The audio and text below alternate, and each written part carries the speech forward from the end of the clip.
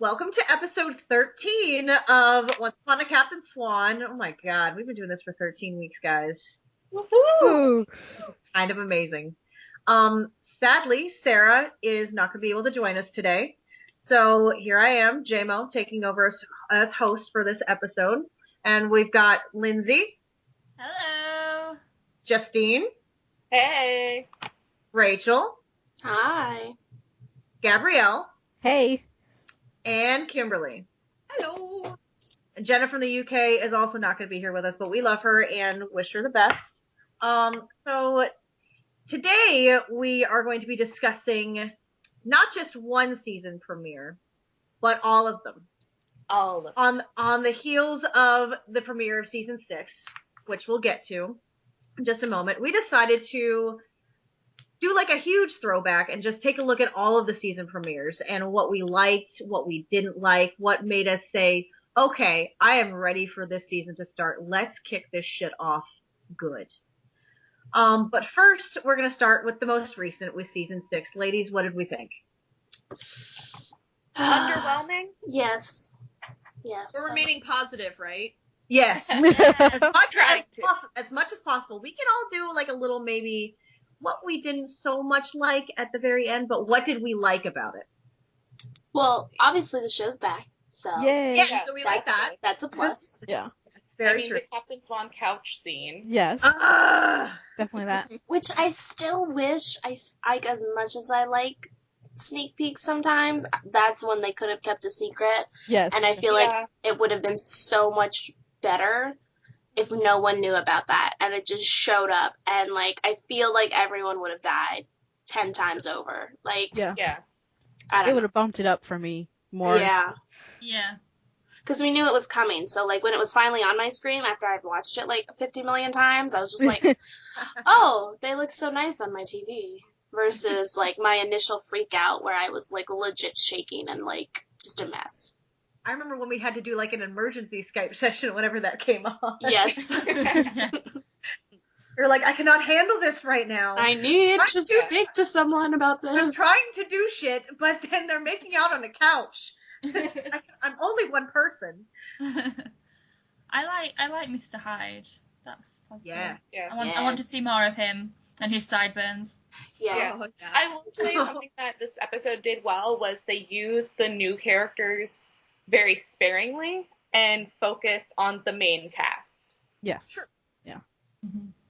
Yeah, it wasn't, like, over the top in your face, how they usually do with new characters, which I kind of liked. And granted, we got introduced to them in the finale, Mm-hmm. but I'm definitely ready for some more Mr. Hyde. Like, I am digging it. I am digging Mr. Hyde. That was actually one of my favorite scenes, was the scene with him and Emma in the asylum. Same.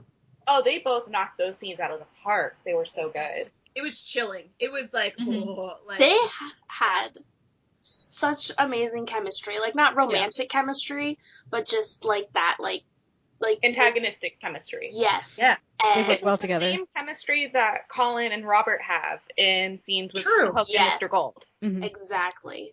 Yeah. And I want more of it. I need more. I still can't get over the fact that he sounds like Bane. I love it, though. I love it. I do absolutely love it. Yeah. Yeah, I like it. Voice.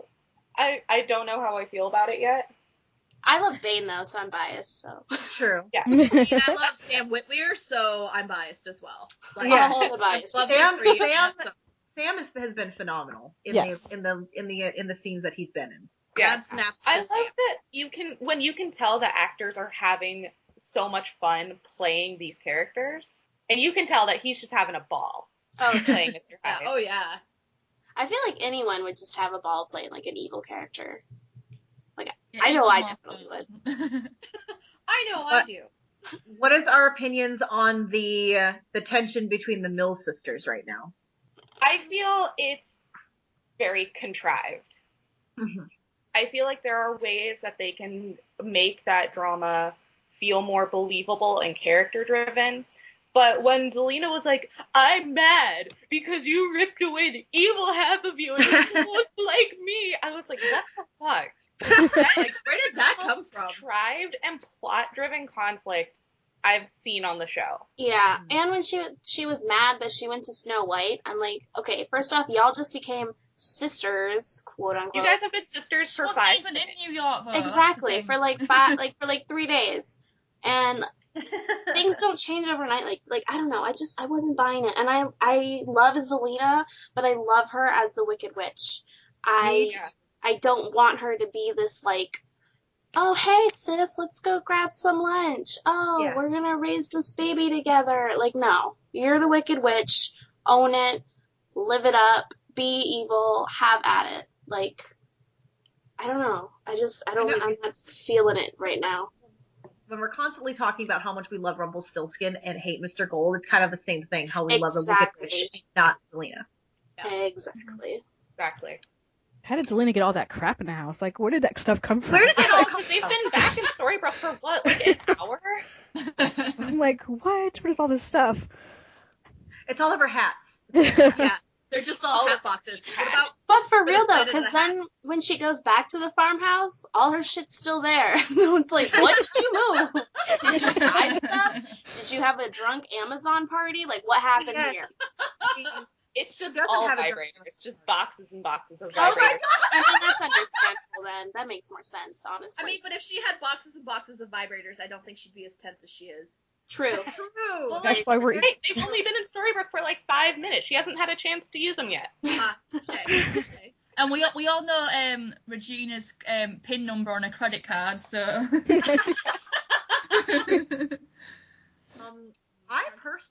I was kind of shocked over the reveal of Morpheus.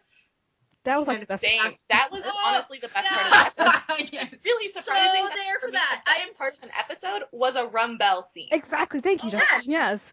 Yeah. I love that part. Like, yes, you do. I am Beauty and the Beast trash. I am garbage for that. So I totally got sucked back in the Rumbell Yeah. for like a good 5 minutes. And then I was like, oh, Rumble, you're such a shithead. But for those 5 minutes, I was a mess. See, for me, it had the exact opposite reaction. I was just like, I cannot believe you were trying to emotionally manipulate me into loving Rumbell again by Exactly. doing the dance scene. Yeah. It felt I mean, like but it- forced. It felt did. so forced. I mean, but I feel like that's kind of like the epitome of Rumbell. It's just emotional trauma. So Yeah. I think it's kind of fair Oh. that we, as an audience, also kind of suffer that. Like, I think that was intentional that they wanted us to be like, oh, that's so sweet, but wait, no, right? Yeah. Like we had to go through that journey as well. Yeah. I feel like, but yeah, it felt definitely. Yeah, I was basically Belle this whole episode. Like, And then someone actually brought up a really good point about Belle and the yellow dresses, and how Belle's only in yellow when she's under control of like the patriarchy. She's only in that yellow ball gown when we first see her, when she's under the control of her father. And then Rumple just puts her in all these yellow dresses. He puts them in her in the first Rumbell dress, in the first Rumbell dance, in the alternate universe, and in this scene. honestly, I feel like this is almost like a way to fix the first Rumbell dance without actually like admitting that they messed that one up. I didn't find them mess that one up at The all. first one was genuine. The second one was like Alexis, forced. Like, Yeah, I know, but like we got so little of the first one. true. Like true. it really should have Yeah, been that was tiny. switched. Yeah, it should have been The longer. only before. thing I really missed about this particular Rumbell dance, as opposed to the first one, was the fact that Gold was in the blue silk suit. Yeah. And then this one he was just in the full on Rumple getup. Yeah. But they completely redesigned that dress too. Yeah. That They wasn't did. the same one. It Sure, was and much they more made movie. they made Emily's hair Hair better. softer. Yeah. Yeah. Well, I'm looking forward to Captain Book, and I'm Yes. looking I'm forward so to looking forward to it. Oh him my goodness. showing that she 100%. Yeah, I mean, but I feel like he's gonna have like this really great influence because he has that experience with certitude and can show her that that's not all who she is, and she Yeah. never has to go back to it. So it's gonna be so fucking beautiful, And when we also- get to see it. Also, Killian has always respected women's agency and their ability to make decisions for themselves. I mean, this situation is not that much different than the one that Mila was in. Mm-hmm. True. Very true. Good point. With the same man. Look at that. With this thing, two more big points. What about Regina finally admitting that she was an awful stepmother to Snow? It made me like her a lot in this episode. I have We're very finally mixed getting there, I feelings. think. On the one hand, I think that scene was really great. Both Lana and Ginny acted the shit out of that scene. Mhm. On the other hand, I wish that Snow would be a parent To to her daughter. Emma Yeah. instead Yes. of being a parent to Regina constantly. Mm-hmm. It just, at this point, it feels odd that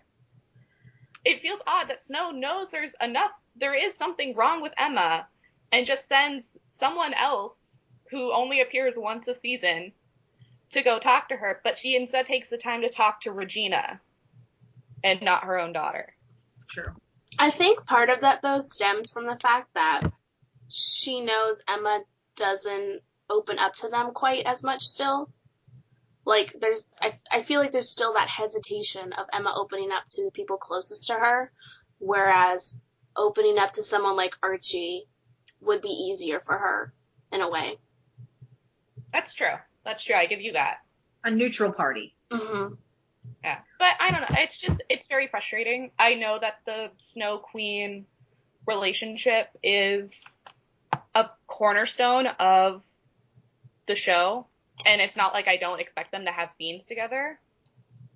It feels like so much of their scenes feels more like Snow mothering Regina than she mothers her own daughter. I agree. Yeah, but I feel like it really calls to Snow's character, right? She is effectively the mother of the town. So even though Regina's her stepmom, Snow unfortunately now has to mother everyone and everything. So, I mean, I don't know. I feel like it's nice to see that growth out of Regina for her to say, look, I was a shitty stepmom. But, I don't know. I feel like it really calls into Snow's character that while Snow is trying to bridge that gap with Emma, she's doing it with everyone, I guess, if that makes sense. I don't know. Yeah. I don't know, but is Snow even really trying to bridge the gap with Emma? They barely talk to each other all of season 5. I think True. Snow's trying to respect that hurt that Emma's going through, that she still hasn't had a chance to process and go through. And so I feel like Snow knew that if she would have gone to try to confront Emma, there's no way in hell she would have gotten anywhere but other than a pissed off Emma. So I feel like Snow knows that hurt is still there, and maybe that's why she's hoping with Archie they can work it through, right? Mm-hmm. But I feel like it's a good, strong show of Snow respecting that boundary, because it's only been like a minute, right? Since like that whole, I don't know, I feel like she's just trying to respect that boundary, and that's why she's not pursuing Emma and sending off Archie. It is really hard for Yeah. Emma to open up as well. People usually depend on Emma, and so Emma's not used to actually depending on other people. So I think that's something, in this episodes that she really struggles with. True. Last thing about this episode, over under 2 more episodes before Killian finds out what the prophecy is. Under. Yeah. I love it. We do have some. What were you gonna say, babe? I was just gonna say that it just felt very much like a table setting episode, which Definitely. I mean, I can't fault once for it, because even like shows like Game of Thrones, like their premieres are very much table setting. I feel like I think there's a difference between good table setting and bad table setting. Okay. And this was just not good table setting. Yeah, I feel like there is a lot of their premieres set up that way, and sometimes they nail it, and other times they don't. Yeah. Exactly. Did you get any emails or Twitter responses for this episode, Ray? We do. We got quite a few. All right, so Ash, who is MNWildGirl88 on Twitter, said, I love that there were quite a few CS scenes, but I was disappointed that Emma reverted to putting her walls up. I hope that she opens up to Killian sooner rather than later, and that it doesn't cause a rift between them. Which, I I agree with. But I also get at the same time because Emma just got him back, or Killian just came back. So the fact of just being like, hey, I might die soon, I feel like she's trying to spare him that and hoping to fix it on her own so that she doesn't have to tell him that. Yeah. And I think she's trying to preserve the tiny shred of happiness that they have right now, in a way. Mm-hmm. Emma's very different than like something season 1 Emma would do. Exactly. I feel like it's like Emma's trying to fix it, but it's in like Emma's own frustrating way that we're just like, why? Well, you have to put yourself in Emma's shoes. Like, it's okay us saying, oh, if I was with my true love, I would tell them straight away. But we're not Emma. We've not experienced the issues and the struggles and the pressures that Emma has been through. And, you know, if we put ourselves into her, like, perspective, you kind of understand it. I mean, she's had a horrible upbringing, and then she's been thrown into this pressure of being a saviour. To actually, like, you know, to be put in this situation, she's only like human. She's gonna make mistakes, and you know, she's just trying to do it her own way, and obviously it might be right, but it's her way. I mean, because someone on Tumblr made the comparison that Emma was basically just diagnosed with a very terminal disease. Oh. And yeah, when you put it that way, I can totally understand why she wouldn't want to tell him right away. Yeah. I think you've got to process that, aren't you? Yeah, she has to process that for herself and what that means for herself first before she tells Killian. Mm-hmm. So Raina, who is Potter fan 92, thought the season premiere was okay, and she thought the finale from last year could have been the premiere. Which I could kind of see that, because last year did not feel like a finale for me. No. Exactly. I didn't know. That was my main complaint with the finale, is that it felt more like a series premiere. Mm-hmm. Exactly. And Linda, who is Arlen Turner, if I pronounced that wrong, I'm sorry, I'm horrible with names.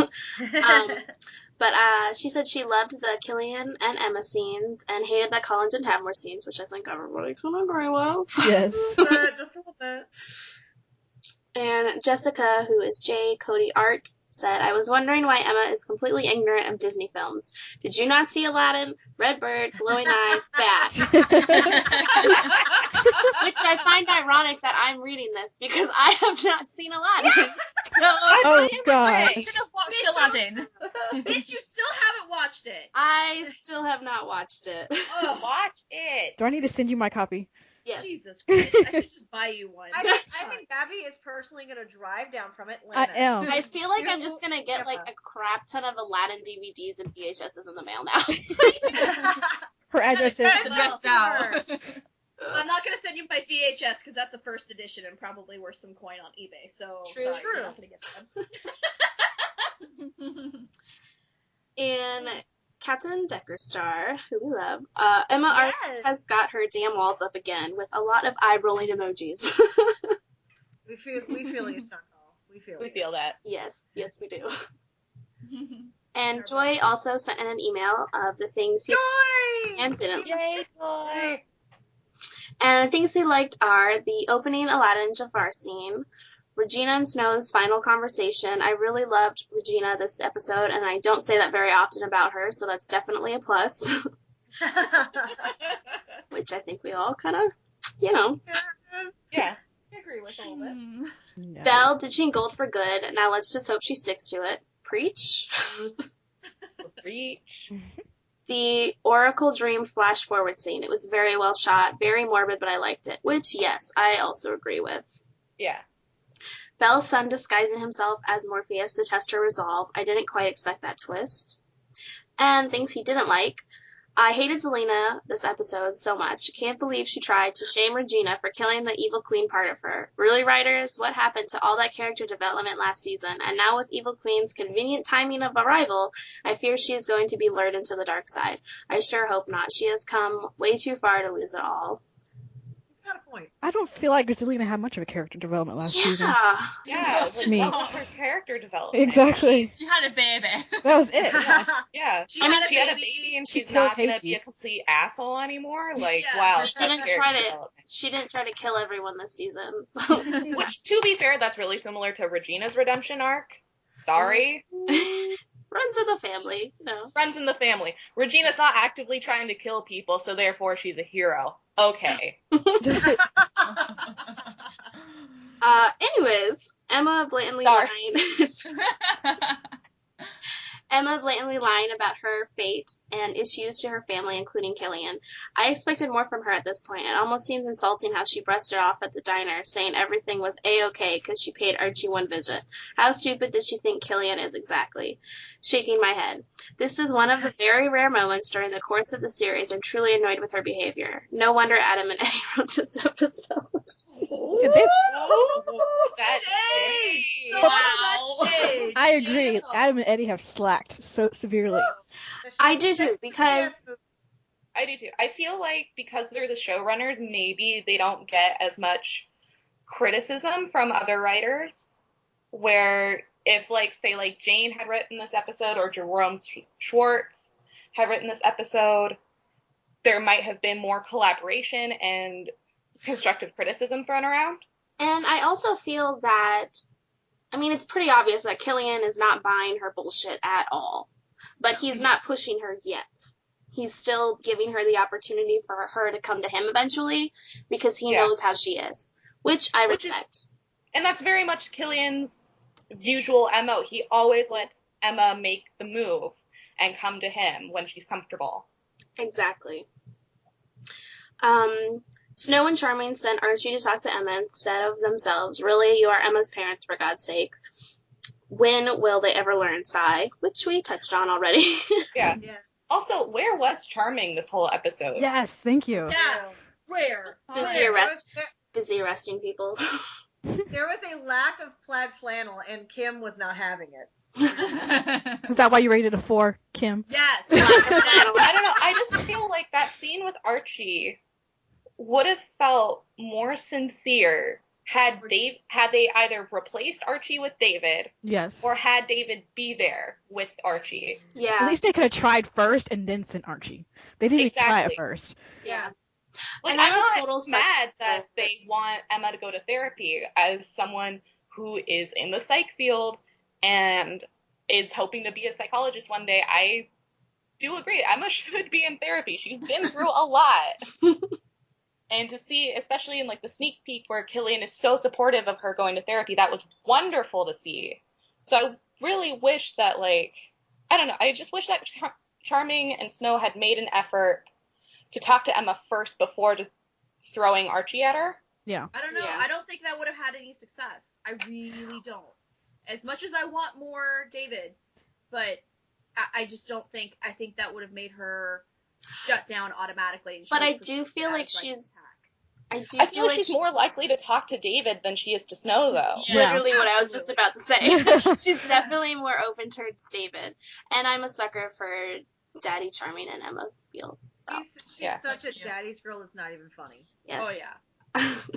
I mean, are we also going to talk about how Emma's situation now almost perfectly parallels when Charming got nicked by the Dream Shade in Absolutely. Neverland? Absolutely. Yes, Yeah, and that's why I kind of I feel like when it eventually all does come out, I feel like David's going to be the one to sympathize with her the most. Yeah. Because he knows exactly where she's coming from.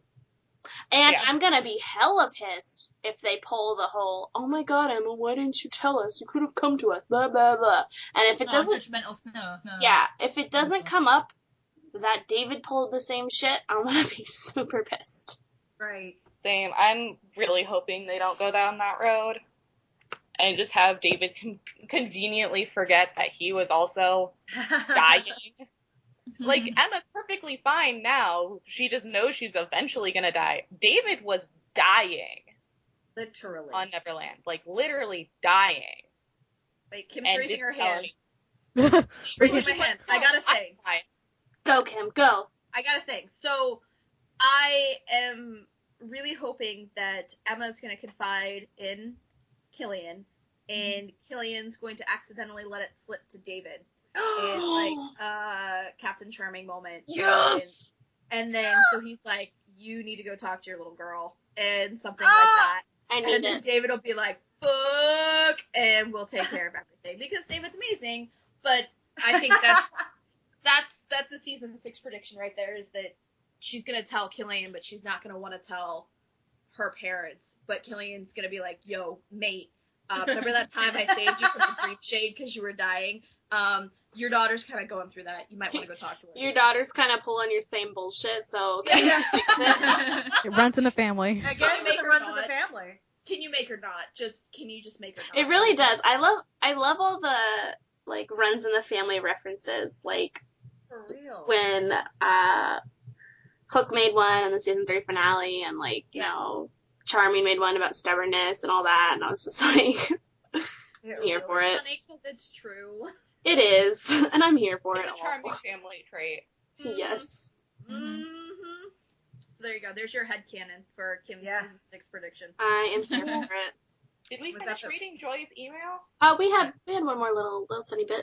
He said, Okay. overall, it was a setup episode for the rest of the season. It was a decent installment, but it could have been much, much better in my honest opinion, which I agree with. I think Yeah. we all can agree with that. I mean, Yeah. Yes. when do we not agree with Joy's emails? That's the question. True that. Joy is like our brain twin. Yeah. Like I said, he's like our Chris Hemsworth to all of our Lady Ghostbusters. So, like, guys, what do you think in that vision? Who do you think Sons of a Hood? Personally, Okay. I think it's Emma. Yeah, I Yes. think it's Emma Yeah. too. Yeah. Emma has always been her own worst enemy. Where, Absolutely. yes, Mhm. Regina, Rumple, and the villain of the week have caused conflict in her life. Her biggest enemy has always been herself and her walls and her inability to talk about her feelings. Yeah. I think somehow we're gonna rip the dark one out of her, and I think you're exactly right. So I think it's gonna be a showdown between the dark side of Emma. I honestly don't think it's going to be Dark Swan. I think it's going to Yeah. be Emma. Yeah. I A don't- mirror of herself, yeah. I think it's gonna be the dark one. Or does she somehow get a vial of the potion that splits her? Do we think that underneath the hood is going to be the red jacket, or is this dark side going to be wearing a different color jacket? Ooh. Is there a jacket at all? Is there- She, Well, because Emma's in her tank top, which, God bless JMO's arms. Yes. Yes. She was so hot in that scene. pisses me off. She needs to wear more tank tops, because I miss Emma. She deserves to show off those guns. Yes. Take off that jacket. You take it off. Everyone needs to stop wearing jackets. It's Exactly. like a jacket show. You're right. Just take I them feel off. so bad for Ginny wearing all that clothes, and it's so hot probably where they're filming right now. Ooh, but now, JMO, now that you say that, I do think it's going to be red leather jacket. Emma is under the hood. So Yeah, do you think that's her armor? kind That of. jacket has always symbolized her armor and her walls. And if, like, her own worst enemy is, like, her walls and armor and inability to talk about herself personified, I think it would have the red leather jacket on. You have a point. But I heard some people saying that that the good Emma is under the hood and the bad Emma is the one that we see. Oh, So like she's trying to break free or whatever. that's interesting. That could be interesting. I do have to say, if it turns out that it's the evil queen, it's going to be a huge cop-out, and I'm going to be really It pissed. is. That's I'm such gonna a be cop really mad. out. That's Because- please no. It's just The Why Emma- would, Why would she hide? The go evil after- queen does not hide. that But I feel that's like- her mother. See, I when feel like Snow's clearly in that scene. I feel like the hooded figure is just like a personification. Like, I don't feel like it's actually going to be a hooded figure when it actually goes down, you know? Like, I feel like it's just like a placeholder. Placeholder. Insert character here. but like the evil queen has nothing really to do with Emma, in my opinion. Like she's But so she I wants think to hurt everything's Snow very- White. but I understand that, but like her main enemy is probably Regina and Snow White. It's not why would she go after her daughter if the main person she wants to go after is Snow? True. And Like- Snow's literally standing right there watching it all happen. But- Was Snow there? I didn't see. Yeah, she was She in was, the yeah. vision. Oh, okay. They Well, were I all feel like there. that would be like a huge blow to Snow that she's just. I mean, I could see it. It's also one of my theories is that if in Also, order the, to hurt but the Snow the evil most, queen's never been one to hide under big cloaks. Well, that's what I'm saying. Like, I don't It's feel like not it's like it. actually going to be a cloak. like someone under a cloak. I feel like it's I think they're still going to use that same footage for when it's revealed what the complete vision is. They're still going to use that footage. They're not going to reshoot it. Yeah. Yeah. But what are they going to do? How are they going to reveal the person? Because we haven't seen it. They're going to probably They'll have hold like a off. dramatic reveal of the hood falling off, and it's going to be whoever. But are they going to film that part separately? Because they never filmed it like, with the... They might film that in studio to keep it a secret. Okay. But I don't think that they're gonna have the hooded figure and then have it play out where it's a non-hooded figure. If you get what I'm saying. Yeah. Yeah. Do you think it'll be like in the like? I know we're doing it like over a whole season now, but do you think it'll be like the mini mid-season finale kind of thing? We'll have a few weeks break. I think so. Yeah. I think so. I think that'll be like the winter finale, and then because they have said that they're doing the full 22 episodes for this season, but they're not going to do the 2 separate arcs.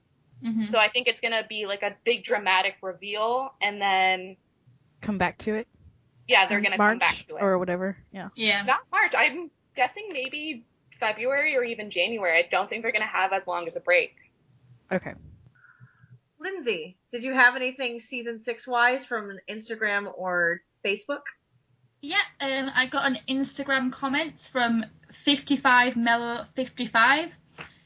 She says, it was a great episode, but it was too short. Also, I'm a little sad that Emma's already lying to Killian about her visions, but hopefully that doesn't last long. Killian is always so supportive of her and will definitely be able to help her through this. I just hope she doesn't spend half of the season hiding this dark secret from him. Is it next Sunday yet?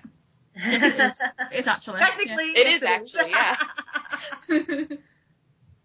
And I've also got a Facebook comment, just a brief one from Katie Jane Evans, and she says that was a roller coaster ride from start to finish. I am happy to say I don't have any close neighbours because I did some yelling. Specifically for episode 6, I got a Tumblr response from Hooked on Killian for Life 28. She said, for the next podcast, I thought that 6-1 was good, but it was not the best episode for me. I would like to know what your reasons were to actually watching the sneak peek of the Captain Swan making out scene. I think it was the best thing ever. I still can't believe we got it. I die every time I watch it. I hope that this means that we are going to get a CS coffee scene this season. What do you guys think? Definitely. I think there's definitely going to be, I don't know if there's going to be a scene of it, but we're probably going to get confirmation soon. One would hope. I hope mean, so. Killian has to be living somewhere. According Well, to okay. the articles that are coming out, He doesn't know. Yeah. I don't, yeah, I mean, Colin might not know himself, but I feel like Adam and Eddie are going to have to tell him at some point. yeah. I mean, they're filming episode 8 now, so I mean, if he doesn't know by now. That is very concerning. Yes. True. Someone did bring up that maybe he doesn't know, like, maybe he knows something that the audience doesn't know, but he doesn't know what we know, you know? That's true, because I don't know what we know. Like, he can be like, wait, what do they know? Like, what have What they can I seen? say? Yeah. Yeah, I If feel he like if he would just go on Tumblr, then he would know what we know. Yeah. I But feel- also, I don't want Colin to go on Tumblr. Neither do I. Stay away. Colin, Jen's don't job. come. Jen's definitely on Tumblr, but Colin She needs is. to stay far. Colin needs to steer clear. I feel like Jen probably, like, shows him, like, That's funny. what I was thinking. Like, look at this. Like, she'll be like, haha, Colin, come look at this. Yeah. But that's the extent of his experience with Tumblr. Yeah. Sure. At least I hope so. Let's be real. He's a total nerd. He's totally got a blog. He probably has, like, I would not be surprised if he had, like, a Doctor Who blog. That's what I'm saying. He's got something. He's really into comics and stuff too, so. He's a Marvel blogger. Yes, he's a Marvel. All right, so that was a lot to take in for the six premiere. Now we're gonna go back every year. We're gonna go down to season 5 with the Dark Swan, which I don't know about you, but that was fucking incredible. Yes. Yeah, Yeah. it's my favorite. my God. Excellent. Oh my god. First episode for season 5. Yes, so intense. Yeah, it was great.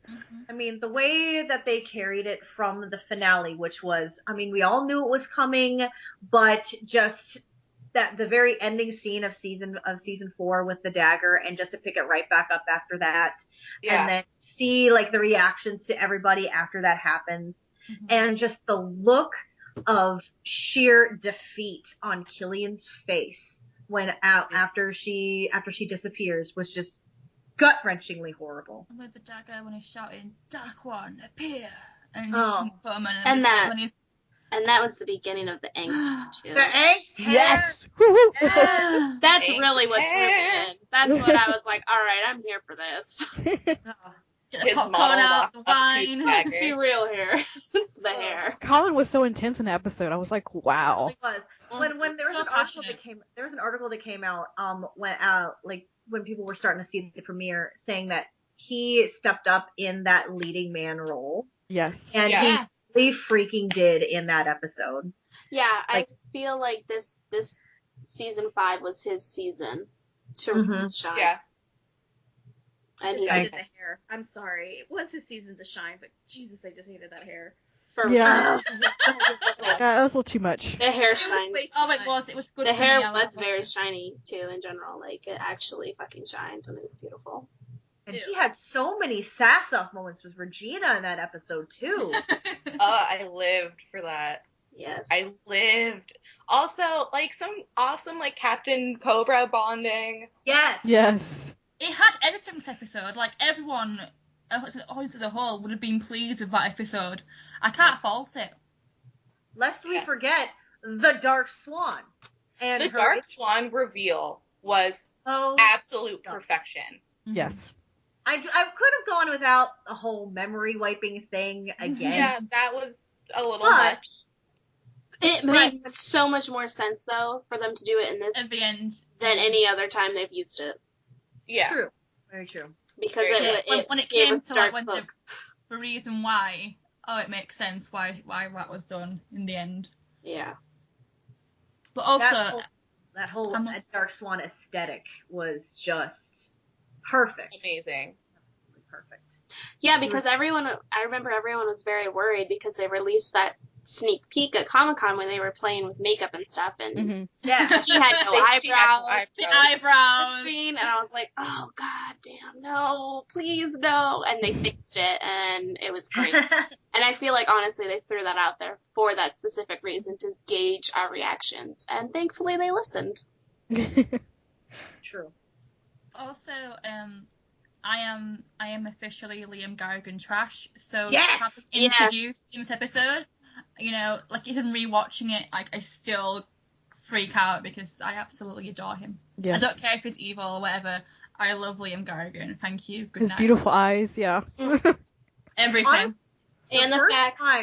The first time I gasped during this episode was the reveal of Excalibur being broken, and the tip of it was the Dark One. Yes, that was a great twist. Yes.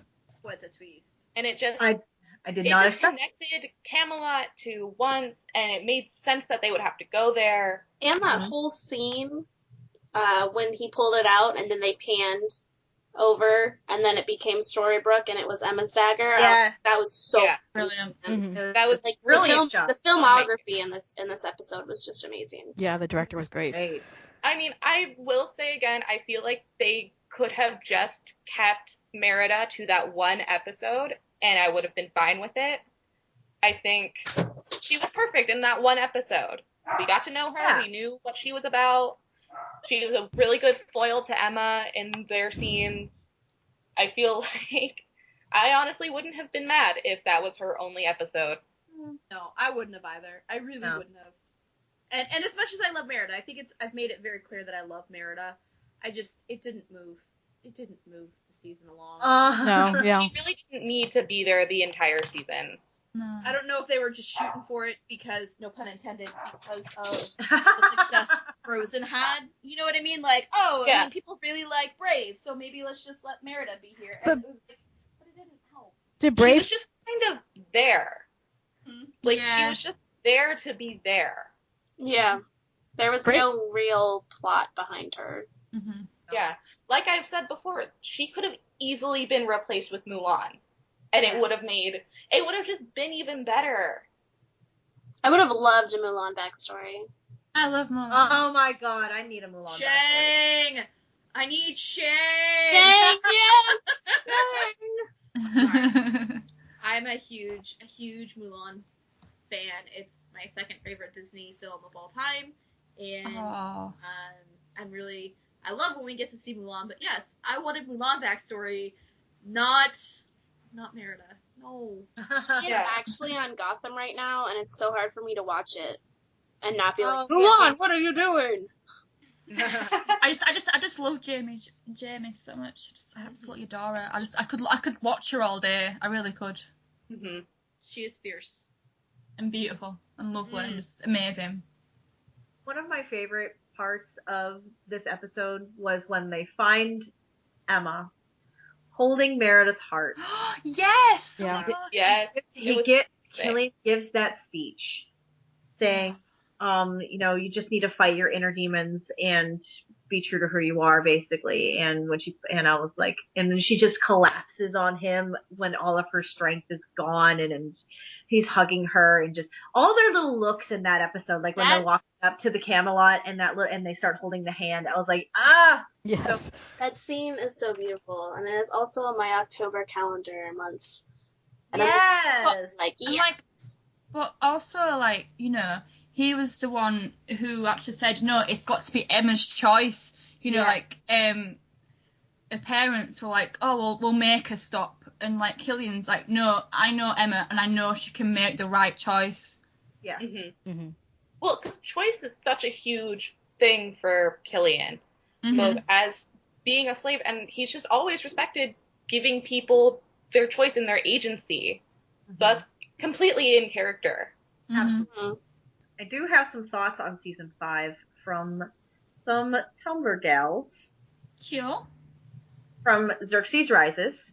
She said without having to rewatch them all, I'm going to say season 5 was one of my favorites, and here's why. Number 1, it was about Emma and her loved ones trying to save her for once. I loved the idea of her parents and Killian going after her. 2, there was an element of madness to it, and I absolutely loved Killian for being the one to talk her back from the edge. 3, angsty Killian going after his swan is just all kinds of hot. Yep. 4, the lead up to the premiere was amazing. I loved the promo that they showed at Comic-Con with the Mary Margaret Mars voiceover. Chills. I loved hearing how Jen had prepared for it. Loved the mystery they set up. It was so layered. And number 5 was the intro to Excalibur morphing into the dagger. I literally gasped out loud and was like, that is so cool. So yeah, pretty much all that. Mm-hmm. All that. From my friend Brenna, who is Emma Swoon on Tumblr. I squealed so hard when Emma said you had failed in the season 5 premiere. That had me pumped and excited to find out what the hell everyone did to her, except Killian and Henry. I knew they definitely wouldn't have played a hand in her becoming dark, not even an accident. Although, honestly, I still don't get what she meant by that. Because I know. When she says you failed, I think it was that because the staging in that scene is really, really important. When she says you failed, she has Killian and Henry behind her, and she's talking to Snow, Charming, and Regina, because they are the ones who are like, no, Regina, no, Emma, you have to let him go. You have to let him die. yeah, Yes. that's what I thought too. But I still feel like it was kind of like it was almost like she was blaming them.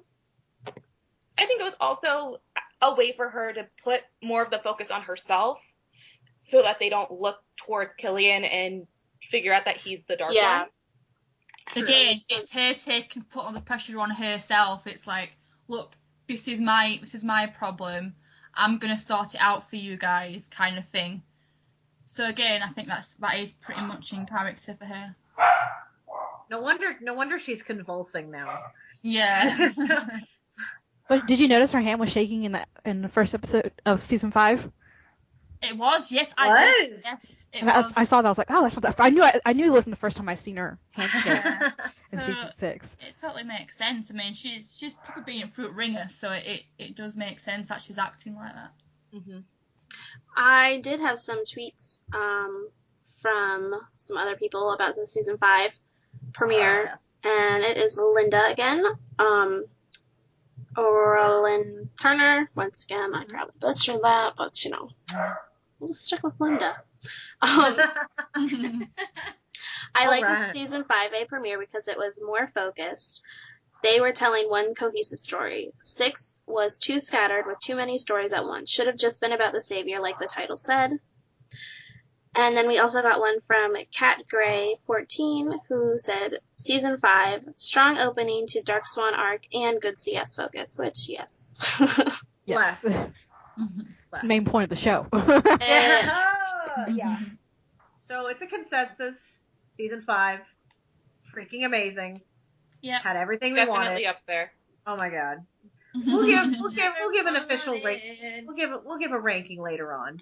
Now we're gonna step back another one. We're gonna go to season 4, right on the heels of Elsa showing up in Storybrooke. Yeah. I was legit excited for that, even though I will admit I bought Frozen. I saw it in theaters once. I bought the Frozen DVD on a drunk whim at Walgreens. Have not seen it since. So technically, I've only seen Frozen once. Yeah, I've only seen it twice, so you're alright with that. Okay. I've lost count of the amount of times I've seen Frozen. I have the soundtrack on my phone, so... I've got the soundtrack, yeah, that's fine, but, whatever. You're not a true Disney fan if you don't have Let It Go on your phone. Oh, sorry, then I'm not a true. Oh, yeah. I have 3 different versions of Let It Go on my phone. Yes! But the Pentatonics version is the best. So the Pentatonics version is flawless. Yes. See, I didn't like Frozen, but I have to watch it continuously because my nephew loves it. Okay, so that's That's why I understandable. don't like it. My nephew calls Olaf Tunny because he sings a song about summer and sun, and he couldn't say sunny. All he could say was Tunny, so he still calls Olaf Tunny. That's adorable. Aww. I do wish that they had included Olaf in some capacity, even if it was just like a visual. Yeah, they did the trolls. I mean, why couldn't they do Olaf? The Trolls. We got Marshmallow. Where the frick was Olaf? They're saving him. Or even just like He's a gonna mention of him. He'll I be found in it the really land weird. of untold stories. That is brilliant, yes. And we got the Trolls and Marshmallow in that season premiere. And Sven.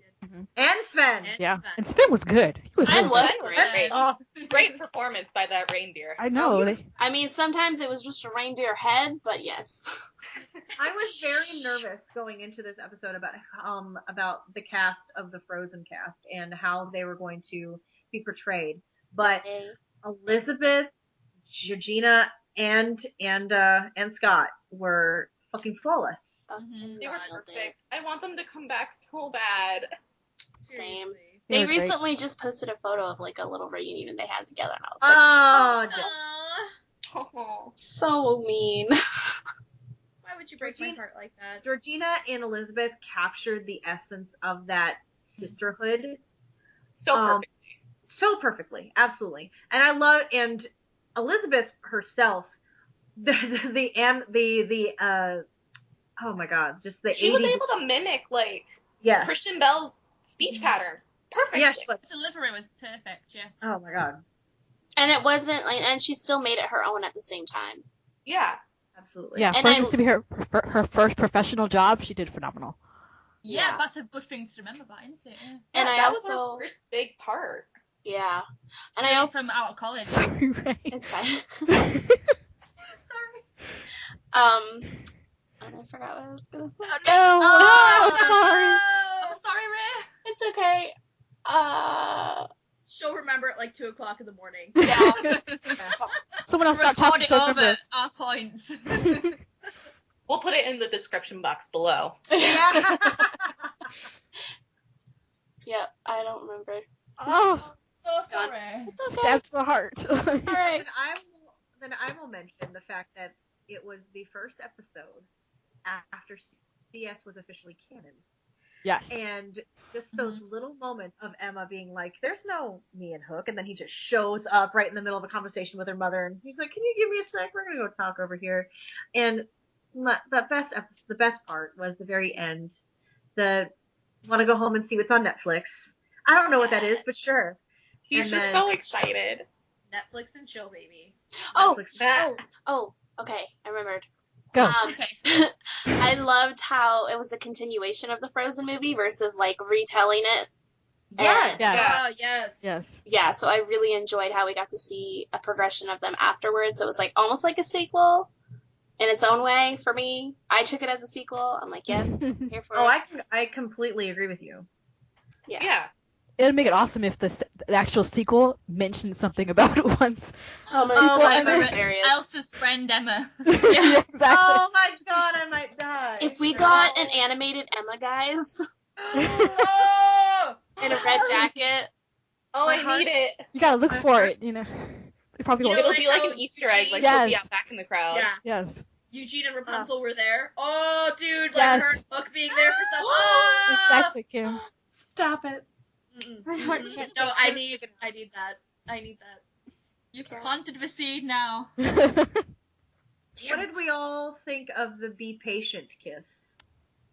I mean, who didn't like it? I love it. Yeah. It was perfect for that moment. Yeah. It was really perfect for that moment. I mean, it's not my favorite, like, Captain Swan kiss by any means, but I like it. Still I got think a it's kiss, cute. yeah. His head, I just, after rewatching the episode, I was like, his head when he leans in, though, is just, Oh, sorry. Yes. Sorry, I'm having a moment. The lighting Oh. was very. plan yourself. It was beautiful. It was beautiful. The lighting was on point. I remember Yeah. the live tweet. Someone tweeted Jen, asked her what her favorite moment was, and she said, "Be patient." And I was like, "Yes!" And then what else? What else was in there? What else was in there? Oh, that Emma Roach moment. Grumpy. Bad Josh Dallas hairpiece was in there, too. That was Worst part. Yes. Grumpy, letting Sleepy drive. Yeah! Yeah, who can have a license, people? Hello. He should not have a license. Exactly. Seriously, Leroy, you're just making drama to make drama now, There's no reason Leroy couldn't drive. right? And then he interrupted their moment. I was like, No, they interrupted Great. a quiet moment. I love the eye rolls though at that. Like, ugh. They're just like, God, There's always a crisis. God forbid they have a quiet moment, you know? God forbid. Thanks, Leroy, for the cock block. Appreciate it. Again. Leroy is the human cockblock. Yeah. Yeah. Oh, I remember this was the first time that Emma landed on top of Killian. It was! And I was like, we have physical confirmation, people. We have physical confirmation. Yes. Like watching this episode and then linking it back to season 6, like you can actually tell that, you know, despite what some people might say, Regina has developed a little bit, because I found, you know, whilst obviously she's received some bad news and everything about Robin and Marion and everything, I thought this episode the characters were kind of like on their like tiptoes, like not quite sure, like kind of like babysitting her, but like not quite sure what to say, and you can kind of tell, like, I don't know how to explain it. I know what you're saying, Lindsay. Because like Yeah. she wanted to go get the mirror to like And get kill, revenge yeah, on yeah. Marion, but in season 6 she's not doing that. She's not trying to. Yeah, so you can tell the difference easily. Yeah. That was probably my least favorite part about the season 4 premiere. Yeah, was that's what kind with of messed you up. Vegito. Yeah. It just made all of the fact that she, with all of the stuff that she had done, she wanted to just negate, just basically just have an author just rip it all away. yeah. And I wanted her, I want my villain to own up to what they have done. Mm-hmm. Yeah. And I feel like that's still something that Regina has trouble with, is in Mhm. admitting that, like, at least now that she's She's flawed. flawed. I don't like that she's like, it wasn't me. It was the evil queen. It's like, no, bitch, that was you. Well, at least she's starting to realise that now, like, slowly, like, and as the season progresses, she's gonna be like, actually, you know what, we are both, which is obviously one of the themes on the show. We are both. Is it really is she really getting that question though? Not yet. Yeah. Not Hopefully yet, she but I'm does. saying as season 6 6 progresses, I mean, I'm on about season 6 here, as it progresses, hopefully I shall get to that point. Hopefully. Fingers crossed. Because I can't see it going any other way, to be honest with you. that's true. That would be the most logical way, but... We all know how logic is on this show. What is logic? What is continuity? What is logic? Oh, no. Do not even start on a continuity, girl. Yeah, can we talk about the Sorcerer's House not even being mentioned in, like... Ever. Ever. Also, the fact that Belle hikes. She went on a hike. I know. Those heels are like 8 inches, man. House was like, hey, Rumple, wanna fuck all over this house? Cool, let's go there for our honeymoon. Let's just squat in this house for a week. And the Sorcerer was never in that house, so why would he have a house in Storybook? Right? Makes no sense. He has a house. Like, Rumple has a house, right? He doesn't just live in that pawn shop. No, he has a house. Yeah, season 1 he had a house. Yeah, we've seen it in season 1. And 2. And 2. Oh, okay. Oh, yeah. Yeah, we did, didn't we? It was in the crocodile. What's in the crocodile? It would have been nice to see Elliot in the Sorcerer's House in Storybook. Yes. It would have. Oh my god. I miss Elliot. Poor Elliot. I know, I love him. What a babe. We'll be So seeing him. Yes. Cannot wait.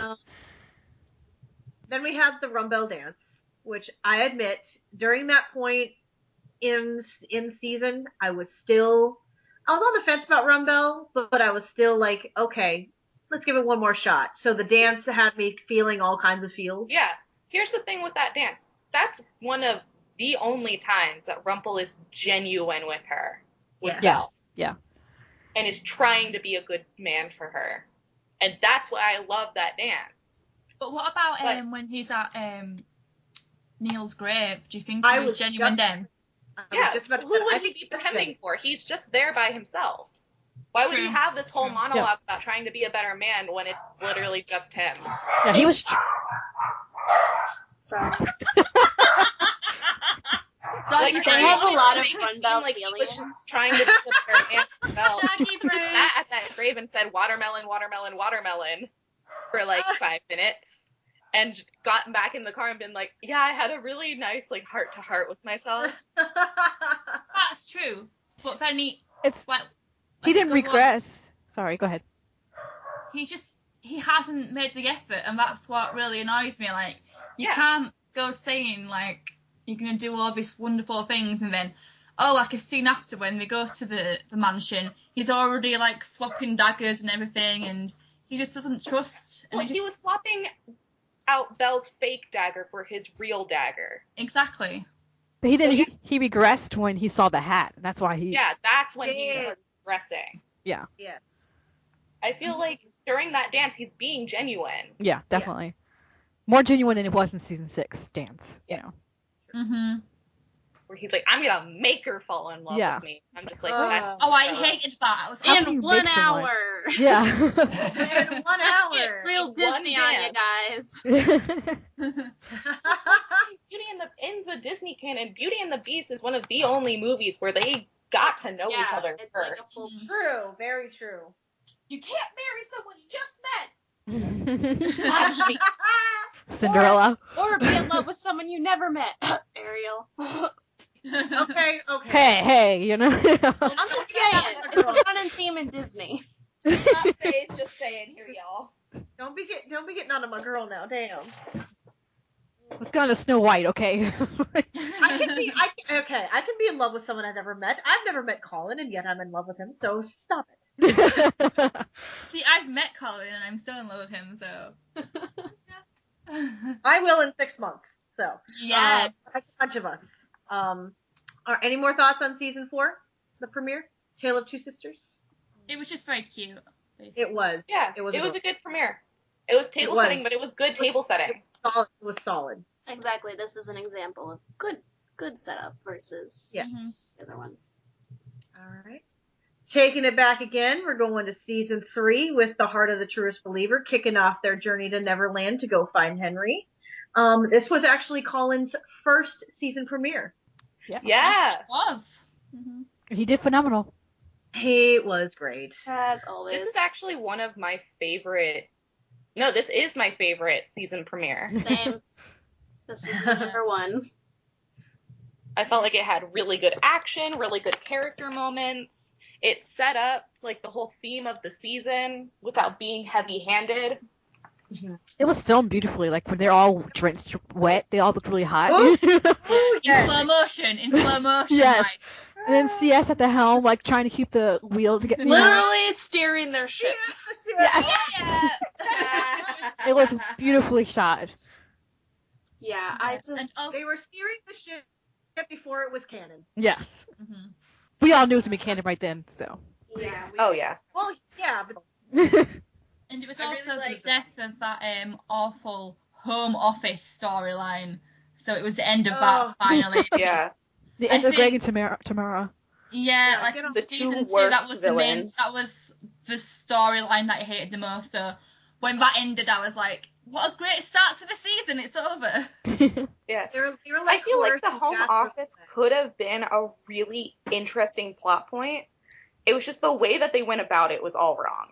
hmm I also feel like those were two of the most gruesome deaths we've had in a while, too. You have a point. Yeah. Like, very rarely do we really kill people off here, and when we do, We go hard. They're one of the few characters who are, like, dead and staying dead. Yeah. and actually, like, kind of deserved it. Okay. Totally deserved it. Yeah. Yeah, definitely not kinda. I was trying to be nice, but yeah, this premiere, I am a sucker for all things Neverland and Hook. So when we found out we were going to Neverland, I was like, we're getting all the Hook backstories, we're getting Peter Pan, we got Wendy. I mean, we literally got all of it for the most part, and I was just so excited. I was there for that. And we got mermaids in the first episode, so I was like, yes. I was not happy with how they gave mermaids a bad name in this episode. I thought it was That's how unique they how are. they did it. That's how That's they how are in the movie. Most mermaids are in mythology. Oh, Yeah, really? I actually Peter liked Pan that. too. And the But personally, animated as a mermaid, I took it. As You took it personally? I did. It's just business. See, Not all mermaids. see, I prefer the mermaids being like the sirens and I know. the Yeah. darker I'm ones. I'm just kidding. Half Sort of. kidding. Sort of. She's half kidding, but no, Half I kidding. do prefer Have the it. darker side of things with everything in Yeah. general, as we know. I like the angst, so I enjoyed No. Kim, the are you dark okay? side. Kim, are you Sorry. okay? I don't know if you heard any of that. I was fighting with my cat. I heard some Oh, stuff. I had phone cord. Stop it! I'm like, is it triggering you? Are you okay? Like, is Kim I yelling was like- at me? I don't know if I she's yelling at me, didn't but I'm gonna mute keep myself. going. I didn't mute myself in time. Sorry. I was kind of concerned that maybe there was a mermaid in your head and you were like, I thought you were sending us some kind of message or something. I love mermaids. Leave the mermaids alone. I love them. Leave mermaids alone. Sorry. My bad. My bad. I just didn't want, and she's also trying to knock over my laptop. So I had to move my coffee cup. I had to try to, it was, sorry. Bad kitty. Also, we had a great JMO arm goals moment with her doing the pull-ups. Oh my gosh. Oh, yeah. yeah. And he was watching her. Even when she uh, was hanging onto the rope too, like all Yeah. JMO arm All porn. the arm porn. And the Oh, vest, yeah. like she was wearing like a vest top so we could see This it. is the fully. only time that we got her with like out a jacket. Yeah, this Yeah. whole art. This whole It first was- season. Yeah. It was Yeah, bizarre. bless it. Yeah. God bless it because I mean, freaking Snow has a jacket. Regina has a jacket. She's the only one without one. I was like, aren't you too hot? Take that shit Yeah, off. they It's meant say, to like, really warm, the then, like, jungle jungle is like out super there. hot and humid and gross, and everyone else has like all these jackets on, and Colin's walking around in all leather. Oh, Yeah. of course. How are He you does not, take like, it off well. at some points though, so He took it off for the coconut scene, and that's about it. Yeah, that coconut was cute.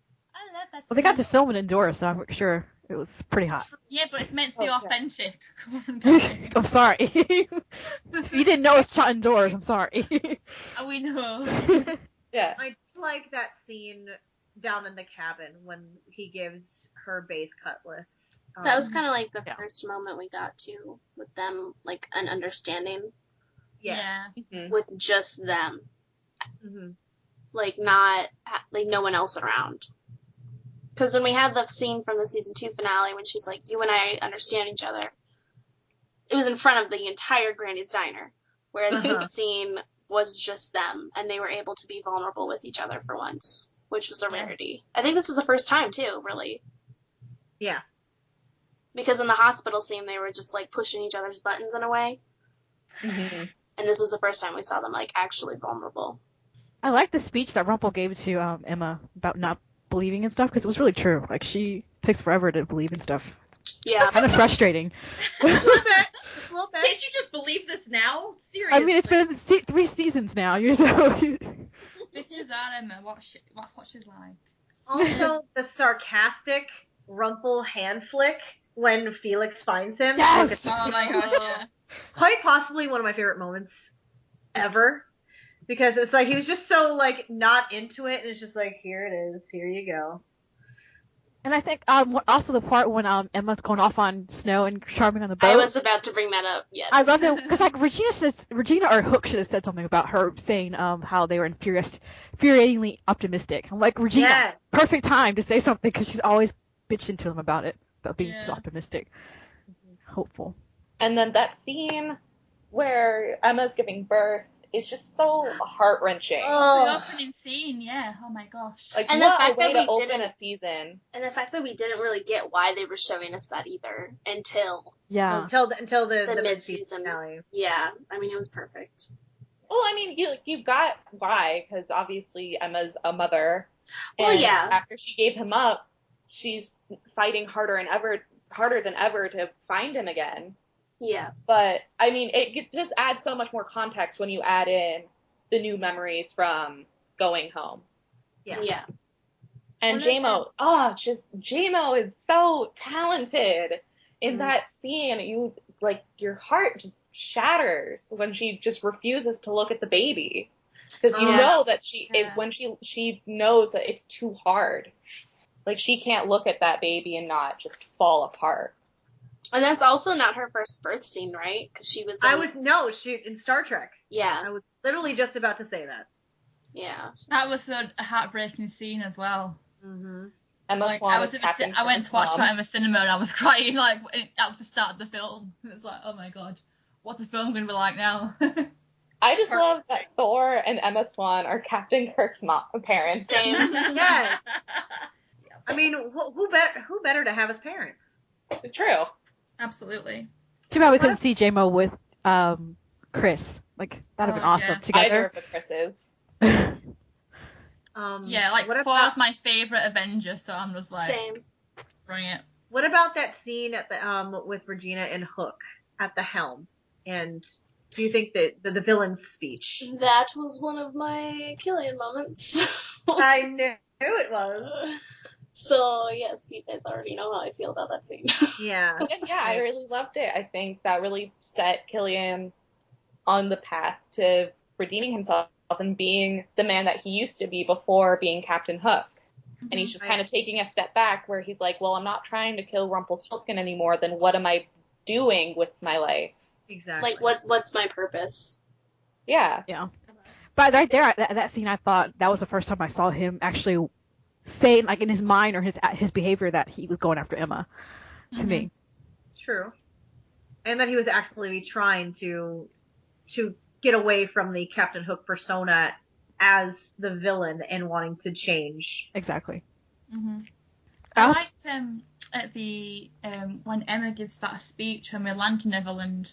Yes. And one of my favourite Killian lines is, I quite fancy you from time to time when you're not yelling at me. Yes. I love that line, And his little eyebrow when he says it. Yes. So precious. I have a problem with that last part of the scene, but go ahead, Ray. Oh, I was gonna say when he just kind of shrugs and is like, "Okay, I'll follow the lady." It's fine. Yes. Whatever. Because remember, eventually he will follow her to the end of the world or time. Mm-hmm.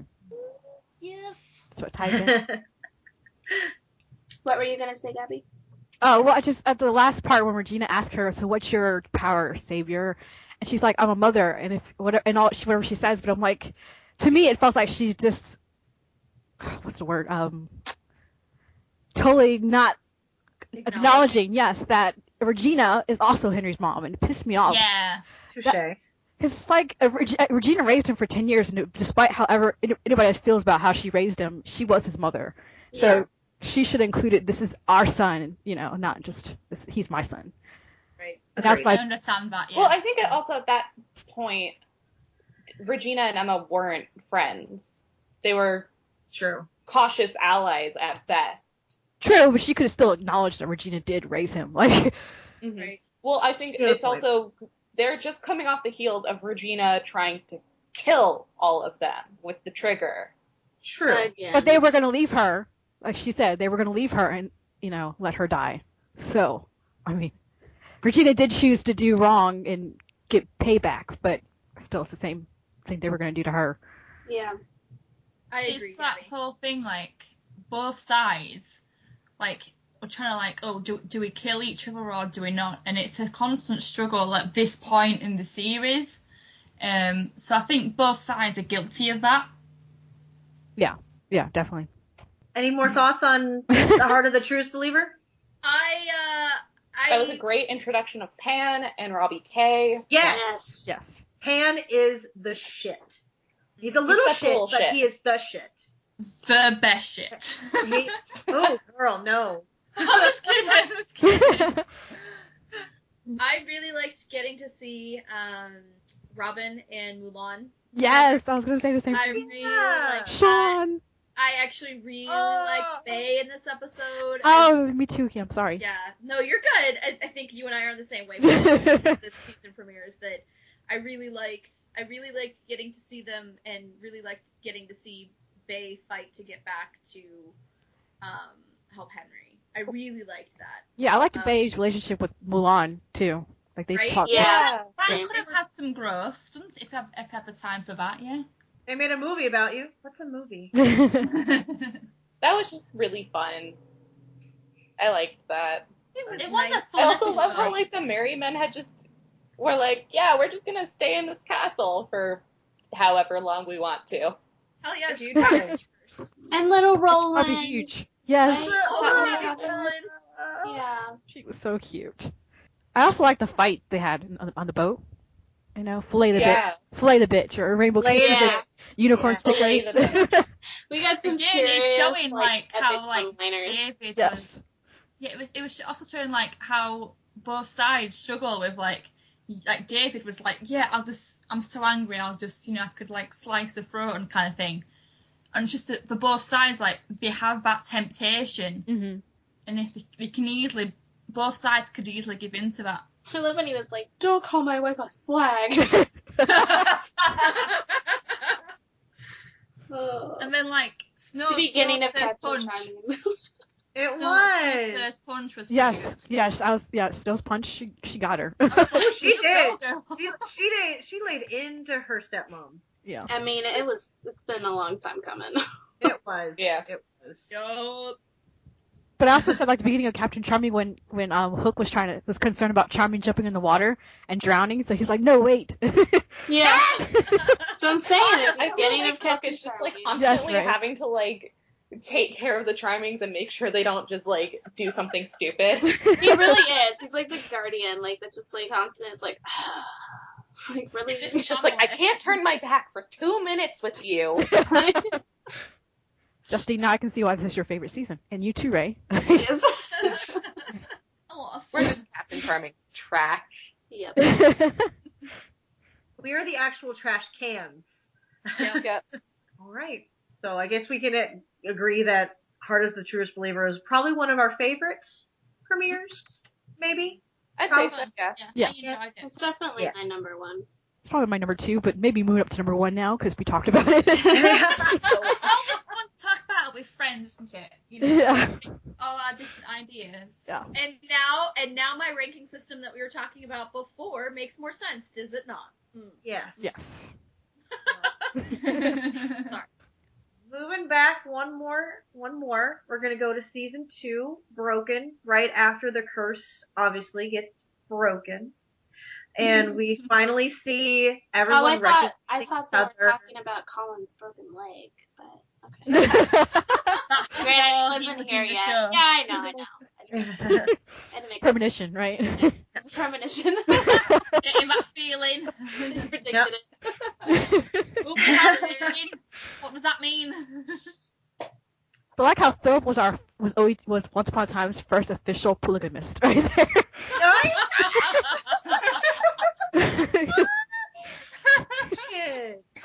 Oh my god, that's great. I love it. Honestly, I mean, Sarah Bolger did a great job. But was I the only one that was disappointed that Aurora was not blonde? I hated it. I freaking hated this Aurora and in general. Like, she just pissed me off. I did not like... I don't know. I feel like people get way too caught up in little details about, like, oh, her hair doesn't match. Her dress isn't the right color. Honestly, I don't care about stuff like that. I care if they embody the character correctly. I could care less if they look like the character. Yeah. I'm with you, Justine. I'm with you. You're not casting, like, a Disney face character. You're casting an actor. If they can act correctly, that's the most important thing.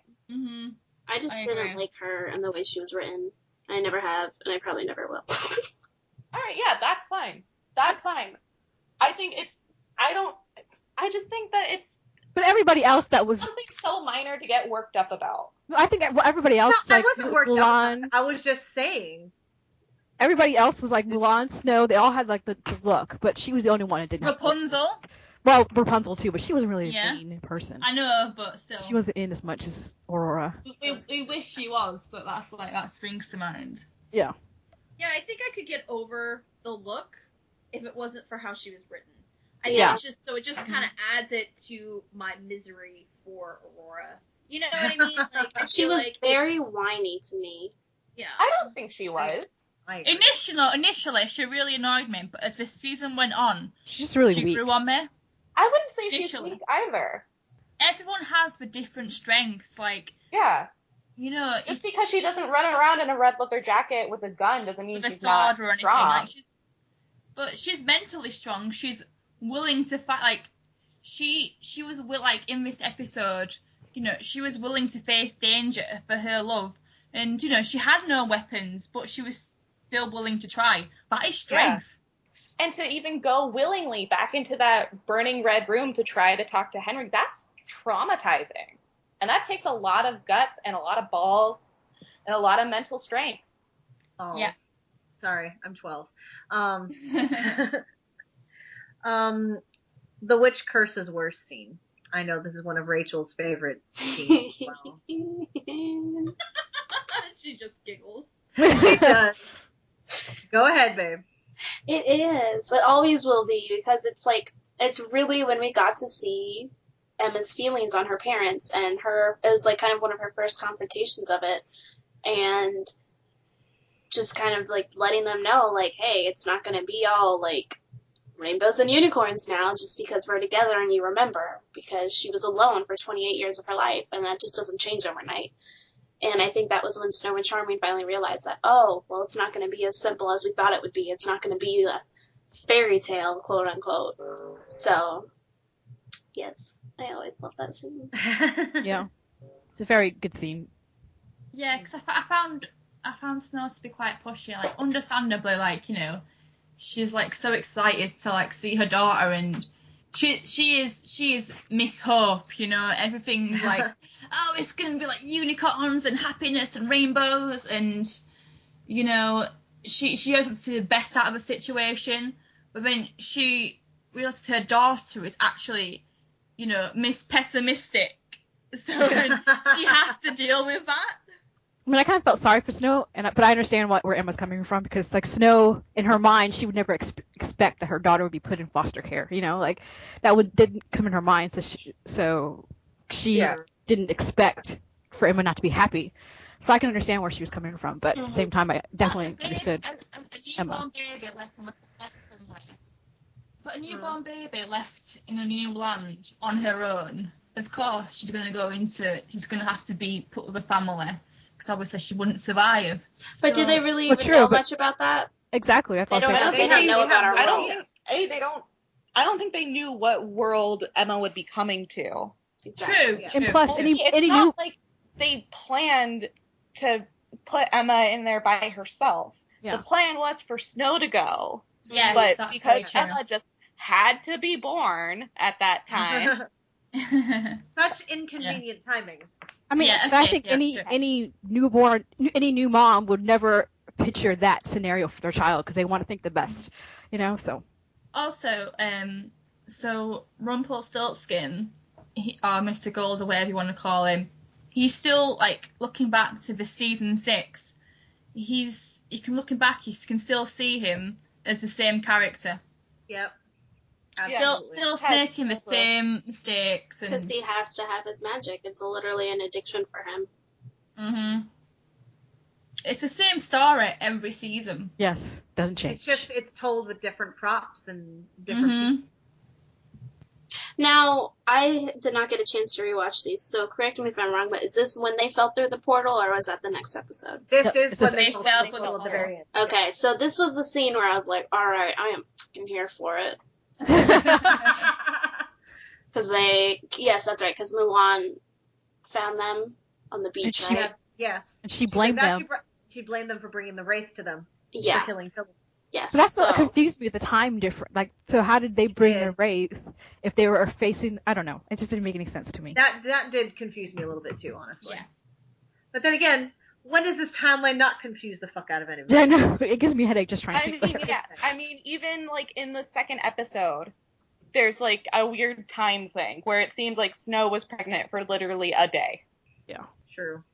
But yeah, that was the scene where I was like, I'm here for it. Because before then, all we got from the Enchanted Forest was flashbacks.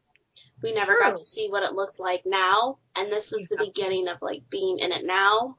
And it also brought Captain Hook, so... Yeah, it did. But a couple episodes later... Yes. The headhunting for Regina was actually kind of exciting. And then when she went for the fireball and nothing came out, I was like, oh shit. You ain't got no magic now. And Watch wasn't this the Whale and Charming confrontation scene? No. Yes. Well, No. It was later. It was later? It was Yeah. in later. Whale This one It was when Whale was like, can we fuck the nuns? This is when David found out that she had a one-night stand. Yeah. Right. But it was also, but when Will said that she's not my queen, and David was like, well, where are you from? Yeah. And I was like, we've never really at that point, we had never really discussed where Will was from, if he was from the Enchanted Forest or not, and that was a confirmation that he wasn't. I think it Which also is confirmed still that there never were people from explained. other lands. Stuff Yeah. Exactly. Not just from the Enchanted Forest. Yeah, and that made me excited for the season. That Yes, also, it did. they never really explained that either, how Whale got there. No, they didn't. Because no. he was in... But right? he went to the Enchanted Forest to Get the live heart. with- yeah, But then he That was went a back long to the time. land without color. Exactly. but he was like friends with because he was in he was same with Jefferson. Yeah, that was when he got the heart. Yeah. Yeah, but it made it they're seem like- like he was back in the land without color After that. permanently. Yeah. Yeah, after that. Like, he didn't come back to the Enchanted Forest. Yeah. But then he like lost everything that he seemed to like lose everything. So Well, how would he get into contact with Jefferson, though? Well, this show has a funny way of doing Lindsay, that. I honestly don't remember that part, like where he lost everything. Well, when his Like- brother... Yeah, like his Yeah. brother went crazy because he gave his brother's heart and he was back to life, wasn't he? And she had to like end up killing him again because his brother was crazy. He didn't kill him, though. Did he not kill him? What happened? He didn't. He didn't. He was going to, and then he couldn't. And that's why. Oh, right. And that's why in the season 2 he's like, "What about our loved ones? Are they still there?" Oh, Where are right, they? okay. So we didn't actually see that. Yeah, we Okay. never really finished I Whale's was story. mistaken. Okay. Shocker. Shocker. Shocker. Maybe That story wasn't maybe finished on maybe Once we- Upon a Time. maybe this season, the land of untold stories is also a land of unfinished stories. Oh my god, Ray, you just hit me Cool. right. If I it highly was- doubt if they'll it- do that, but that would be super cool.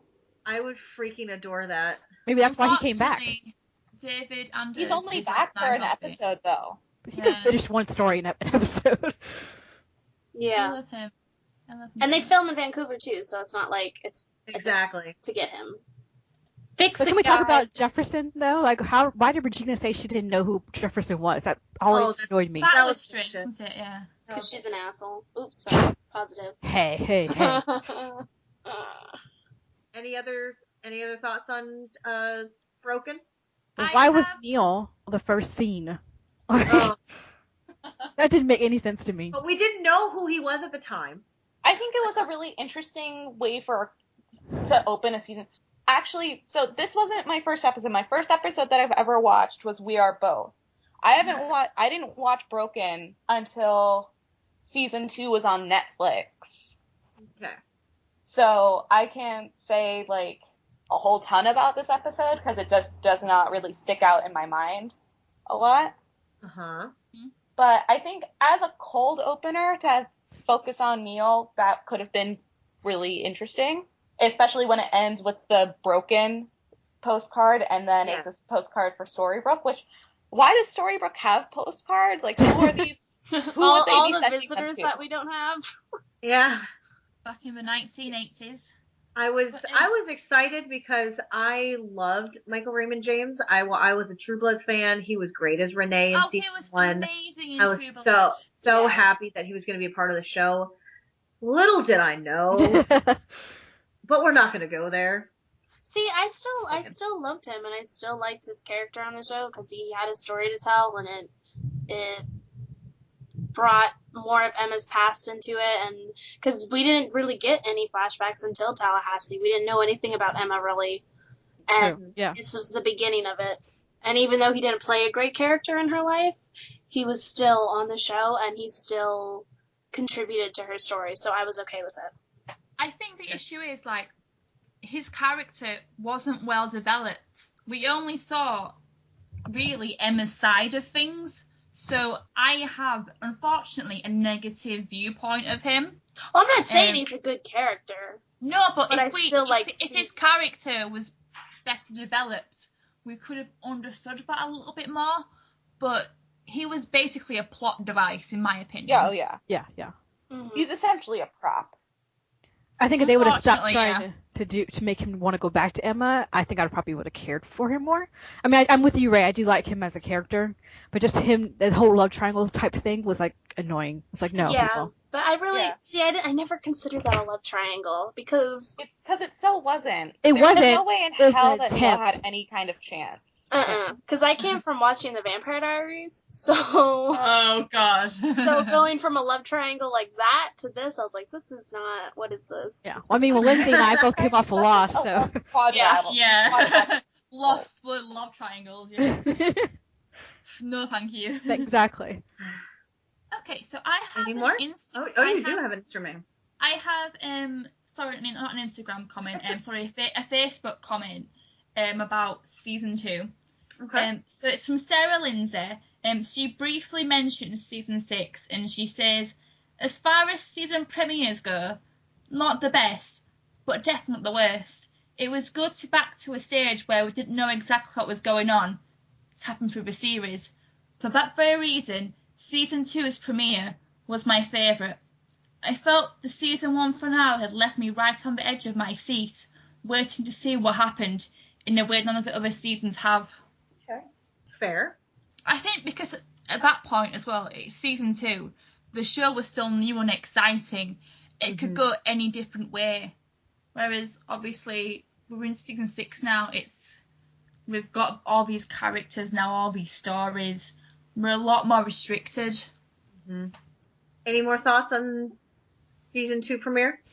I think that about wraps it up. Okay.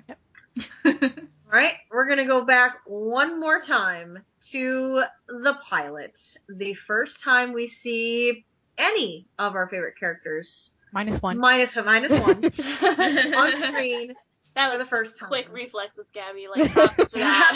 That was fast. I was going to say -1, but she got I'm sorry, J-Mo. I didn't mean to interrupt you. She got to me quick. I love the very first scene in this show. Oh yes. It's them breaking the curse with True Love's kiss for Snow and Charming. Just starting it off with one of the most iconic kisses and True Love moments in fairy tale history. And it's like, where do we go from there? What happened afterward? And I love that we actually find out what happens afterwards. Well, even before that, like, just opening with The word. with Charming on the horse. Ooh. I mean, And he's in a fucking hurry, guys. he is, yeah, he's going for it, and I'm like, who is this guy? He's cute. What's he doing? Where's he going? He actually really good in that horse. It was. It's yes. not a once premiere if someone isn't riding a horse. For real. But back to Charming on the horse. Right. Yes, Please. 5 out of 5. Yes, please. Yeah,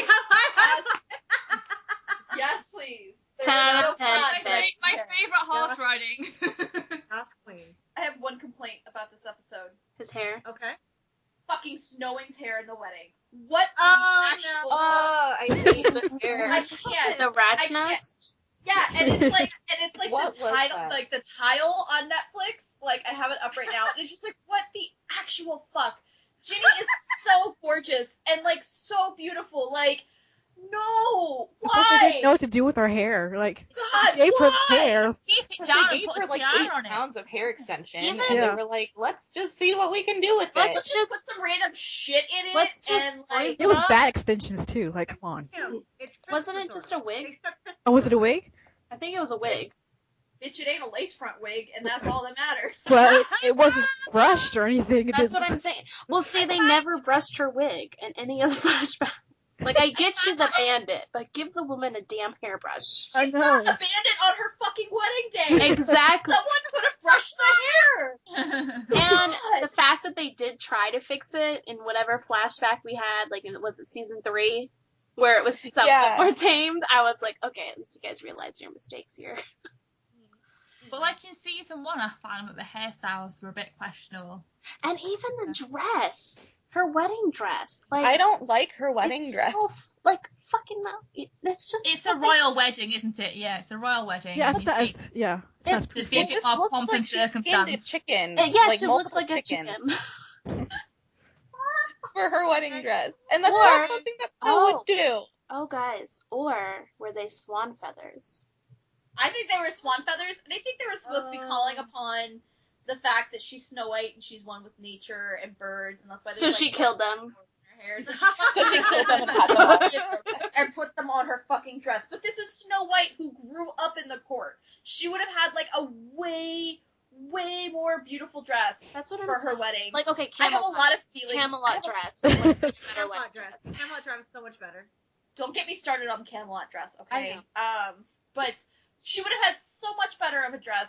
Can we just get a Snowing vow renewal where she wears something that is not fucking hideous? Can we just? Please. That would be God. gorgeous. You know, I like the dress, but now seeing it, I'm like, she should have had a more royal dress. Right? Yeah, Like Camelot well, dress. it's a royal wedding. Yeah. Pomp It's and just a very circumstance and all odd that choice stuff. Yeah. for. She had. Doesn't match any of like the costume also that they took It inspiration looks way from. Like, too modern. that's for- what I'm saying. Yeah. But- It was the first season, maybe they were low budget, and they couldn't Oh update it. shit, low budget. It's also bridal Half shop of it was like, CGI. Oh god, Let's no! go to a That- bridal if shop you and see buy- the CGI on the show, that wouldn't have helped. That's not what I'm saying. They could have taken some of that CGI budget and put it towards a better dress. Dude, they could have my gone God. down to Goodwill and bought a used wedding dress for less and put her in something way more beautiful. Exactly. I'm sorry. Like Yeah. Josh's wedding outfit, I'm okay with. I don't mind. Yeah. But like even looking at the gowns that Snow wore when she was young in her own court, like this is so not her style. I'm sorry. Yeah. It's Yeah. not. I have This a lot just of feelings. feels like oddly modern. This feels like something you would see on like Say Yes to the Dress, where someone's like, I want a Panina Tournay. Yeah, go to Kleinfeld. And I- It's okay.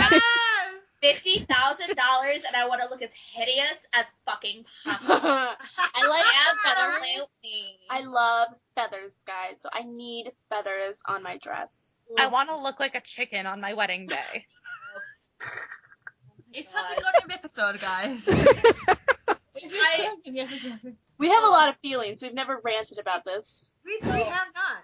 And I No, we- love- Say I yes love to that a just dress. giving us something. All right, so I guess That's Once one Upon a Time podcast edition. version. moving on though, I do have to say my the scene that really got me hooked on this pilot was Emma power walking in heels, Yes. black keys, and Yes. smashing that guy's face against the car wheel. I was like, all right, this is my queen. I am ready. Let's do this. Oh, literally in my notes for the pilot, the first thing I have written is Emma Swan is my baby. J-Mo Yep. in that dress. Holy shit! I feel like the fake, like, Can they put her back in that So- dress? correct me if I'm Yes. wrong, like, oh my god, like, so the way she was acting, it was like, oh my god, I love it, seriously. She The could've way she taken was over the acting was world. beautiful. Could you She imagine? could've taken over the world in that dress.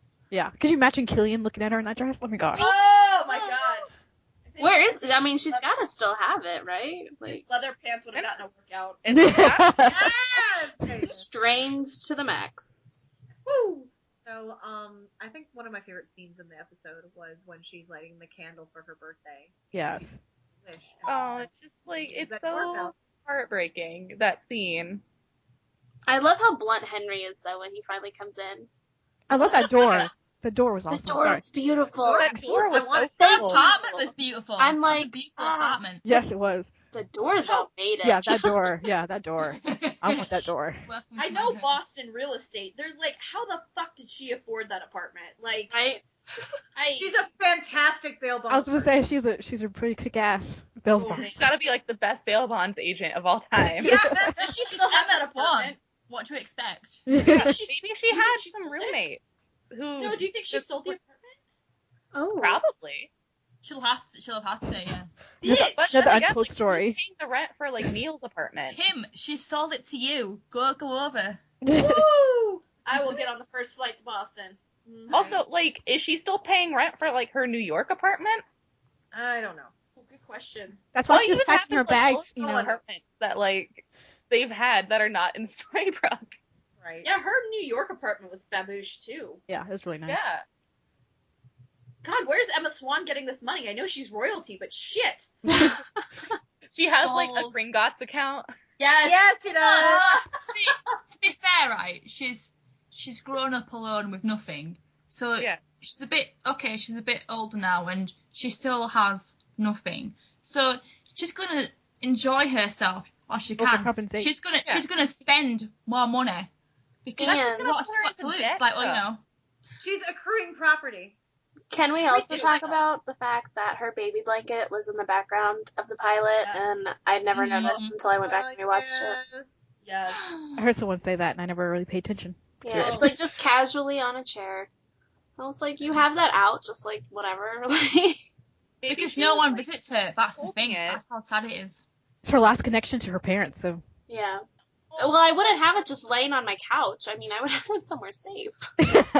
No, because I'm gonna cry and cuddle into it. While Exactly. I'm watching a That's what she beautiful does. Boston Yeah. apartment. Connection, you know. And that's the thing about season 1 Emma. I mean, people always say, "Oh, I miss season 1 Emma." Not like certain people, whatever, right?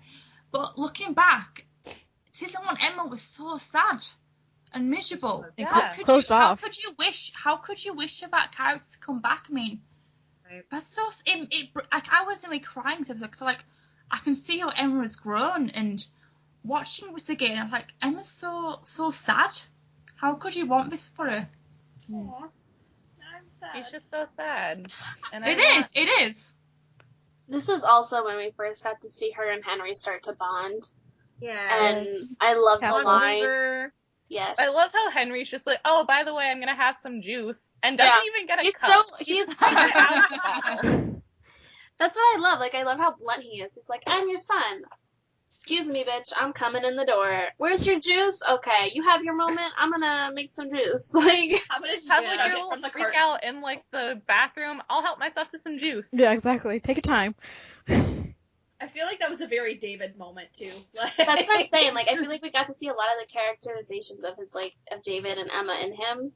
Mhm. And, like, Yeah. the whole, like, when he's, I mean, and when she says, like, just because you believe something doesn't make it true. And, like, she's like, she's just so lost and baffled by the fact that, like, her son just showed up.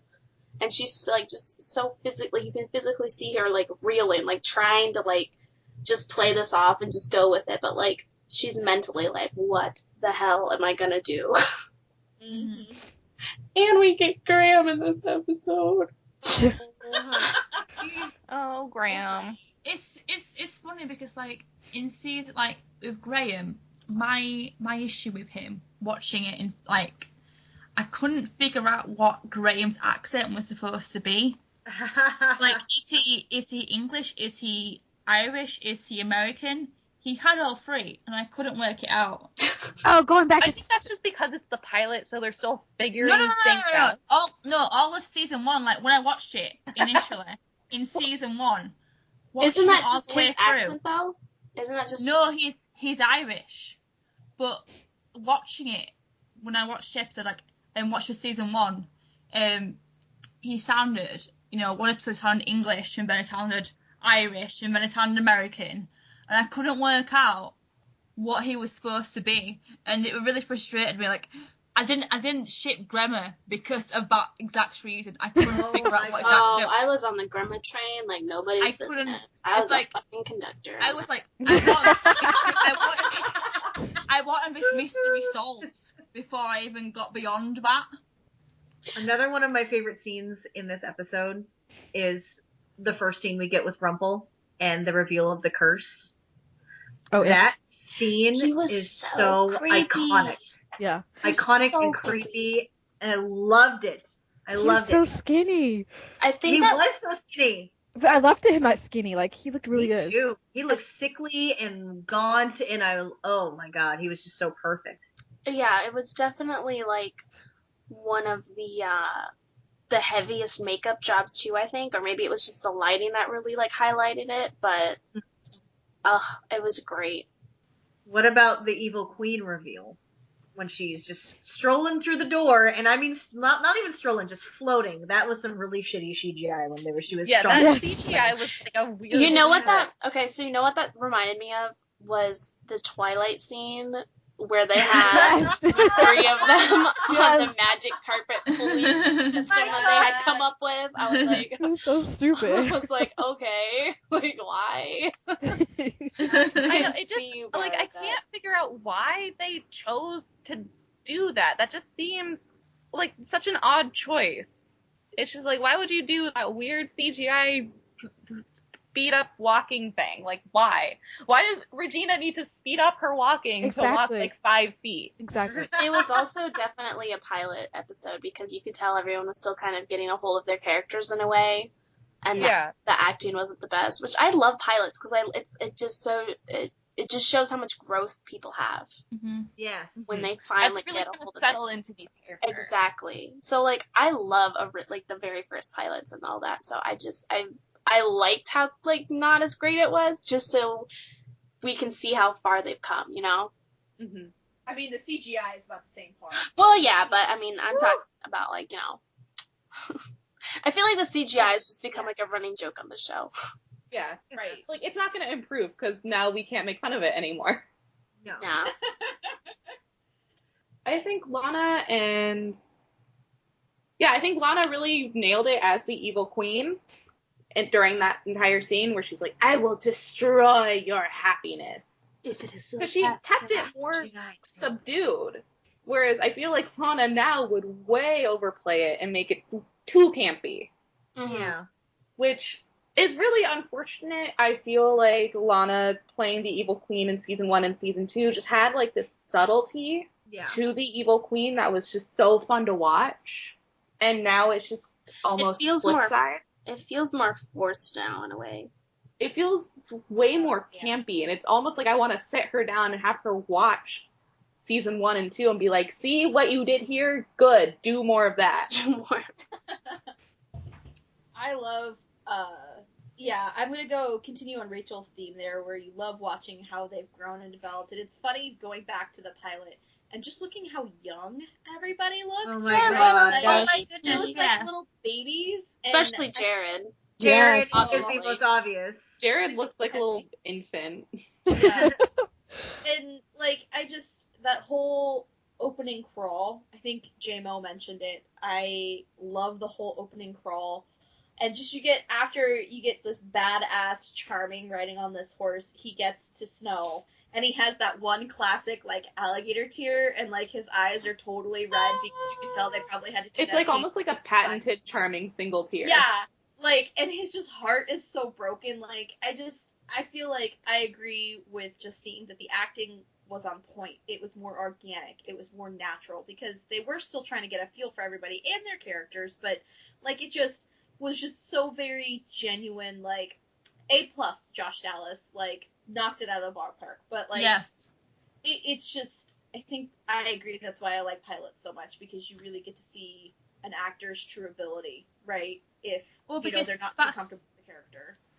That's the episodes that they show to like the network and say, please pick this episode up, pick this show up, and that's the episode that they show. So you can totally understand that they'll put 110% into it. Mm-hmm. And as someone who did watch Lost, I appreciated that the clock tower was set at 8:15, and then the last the last scene was just that 1 minute click, and Henry smiling, knowing that what he did was the right thing to do, and then shit was about to happen. That was another scene moment that pulled me in. Yes, absolutely. Yeah, the whole reason why I started watching this show is A, I love Disney, but B, I'm a massive fan of Lost. Like, it is still my favourite TV show ever. So when it said, from the creators of Lost, and it's like a Disney show, I'm sold. Yeah. Get me in there. Yeah. Absolutely. Yeah, they sold that. That sold me too, as well as Jenny. Yeah. Any more thoughts on the pilot? I think as far as pilots go, Once had a very strong pilot. You knew who these characters were. You understood kind of some parts of them and were interested in knowing more. And you just had, you had action, you had drama, you had everything that should go into, a good, strong pilot. I like the scene where Snow gave, I don't know if we talked about it or not, but Snow gave David Charming Emma to put in the wardrobe, and she just busted out crying. It was like, it made me. That hurt my heart hard. That made my stomach hurt watching that again, and just seeing just the devastation. Yes, I mean, that was so hard. It must have been so hard to do. She wanted that baby, so and then when she went to get to see what happened to Charming, she's limping out there. I thought that was a good performance. Yeah, she's stumbling out there because childbirth, especially in those days, cannot have been easy. Yeah. No. It was actually true to science. Yeah, it probably hurt. I mean, I just love that every person we were introduced to in the Enchanted Forest, we all, with the exception of Charming, because I don't think we saw him in the coma at the very end, we saw in Storybrooke as well, and their counterparts and how different they were, and also similar in some ways as well. Mm-hmm. We did see Charming in the coma at the end. But yeah, it was in the coma, but he's not obviously not acting, is he? He's in the bed. Yeah. But yeah, I found I'm going to continue to call her Snow because I didn't like her Storybrooke name. I found her, again, like Emma, very sad. She was, while she was giving a message about hope to her students, she still seemed very sad, and understandably so. She just seemed very lonely. Yes. Jinx. I've been doing that a lot today. But yeah, there's just such a loneliness to Mary Margaret. And it almost felt like you could understand where you understood that Mary Margaret probably felt like there was something missing from her life, but she couldn't tell what it was. Yeah. Yeah, you just got that sense from her. And I love Jennifer Goodwin. Yes. I've been a fan of hers for a long time. Same here. And that's partially why I started watching the show, because I was like, oh, I love Jennifer Goodwin. We watch more of her. All right. We did have a tweet about season 1 from Ann Jordan, aka Juan Jordan. When we were asking about what people's favorite season premiere was, they said, I liked the premiere, but my all-time favorite is the pilot. I loved it. I was hooked when Charming woke Snow White. See what you did there. All right. So that was a lot. That was a lot to talk about. I loved being able to go from the most recent and going back through the pilot, just seeing how everything has where we've come from, basically, where we've come from. So if you had to choose, what was your favorite premiere? 3. Yeah, 3. 5. 5. 5. Yeah, my 5 was my favorite. Kim, what'd you say? 4. Okay. Least favorite? 6. 6. 6. 6. I say 2. 2, yeah. I say Okay. 2. All right. 2 is my second to last. I will admit that. I think the couch scene bumped season 6 Yeah, up for yeah. me. Just a little bit. It made up for it, like, and to be fair, you know, I believe in Captain Swan. Yeah. Like, in Well, the end, like, okay, they've written this angst and everything, but at the end of the day, Killian brings out the best out in Emma, and Emma eventually, in her own time, is going to tell him. I believe in Captain Swan. Yeah, exactly. Yeah. There was just no real scene in season 6 that like really like sucked me in, other than maybe Yeah, it was just the Oracle thing. Like that was probably it, but it's not like how the other season premieres have been for me. Yeah.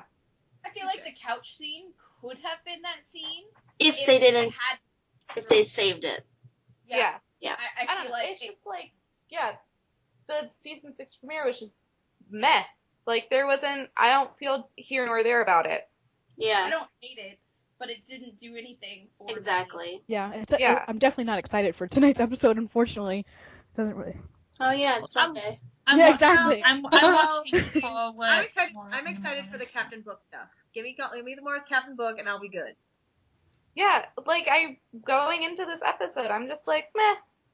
Yeah, exactly. It's like, Meh. oh, okay. So that is our discussion on the premieres. I thought that was freaking fantastic. I freaking love you guys. So I think it's rec time. Anybody got something? I'm unprepared this week and do not have a rec. I'll go Yeah, first. I've been a little busy. I haven't been reading much. That's totally fine. Do you guys I want to was give out a of shout out, town. maybe a shout out to an artist or I something? do want to give a shout out to Sea Starved, who Always. yeah, I love all of her stuff, and I love all of her stuff, and she's amazing, and y'all should go look at it and read her stuff because it's all awesome. That's my spur of the moment shout out. There you go. Well, remember last week Sarah didn't have anything and she came up with something at the end of the episode. So there you go. I would like to give a tiny shout out to Tennant the Tigger on Tumblr and her tiny hooks. Yes. Yes. Oh my god, yes. I love it. I love her art. Her art's so cute. It makes me really happy every time I see it on my dash. It's super. So go adorable. check out her stuff. Yes. Lynn's? So I have 2 recs. So I have Waiting for Autumn on Tumblr. Oh yes. She does a lot of lovely art, but I like her painting of Princess Emma. She looks so cute and I adore it. And also, let me just scroll to it. Someplace Nice by Evil Isn't Born 337. Yeah. Which is about every time Emma wanted to escape her life for somewhere better, she only had to call and he would be there. Oh. So it's Emma's time in the foster system, and then actually Killian is there he's there with her. She might move to different homes, but Killian was always about, and she had his number, so she could always turn to him. And I think if he was there, he would be there. Yeah. That kind of what if situation. So it's a one shot, but I think if Killian was there, he would be there. I agree. Gab? I have 2 fan videos, of course. Of course you do. One's called Tomorrow, Emma and Killian by Creative Extremes. Hannah, she rocks. Yeah. And then the other one is Hook and Emma, Young and Beautiful by XX Mitika Sana XX. Sorry. And they both include season 6-1 episode. Oh, okay. So they're newer. Perfect. Kimmy? I am woefully underprepared as well. I warned you that I didn't do my homework this week. We're all if trash. If you want to think about something real quick, I'll do mine. Okay. I will try. So mine is a lovely 2-shot by my friend Caitlin, aka Spartan Guard on Tumblr and fanfiction.net. It was actually someone, she wrote this for a friend's birthday, and it's called A Comic Book Fairy Tale. Basically, Killian and David own a comic book shop. He's a DC fan. He sees this girl one day looking at, all these different comic books, and it ends up being Emma. He later finds out that it's David's sister, who David's been talking about a lot. And then she's like, "Oh, you're Killian. Like, you're my brother's best friend." Yeah. She's a Marvel fan, so it's really funny to see their interaction, and they eventually, get together, obviously. No, they don't do the do. This is fluffy, but it's super cute. It's super, super cute. And props to Caitlin for this because it's adorable. Yay! Yay! No, I'm If you don't have anything, you wreck me, Kim. I'm just kidding. There you go. Yeah, I got nothing. I'm sorry, y'all. I'm sorry. It's okay. We'll all be trash together. I'm a talking trash can. Story of my life. Wait, I found one. Wait. Woo! Woo! It is a beautiful gift set by Little Pirate Swan, and it's just, I don't know, it's just gorgeous. I'll just link it. There you go. That's my, Okay. There you go.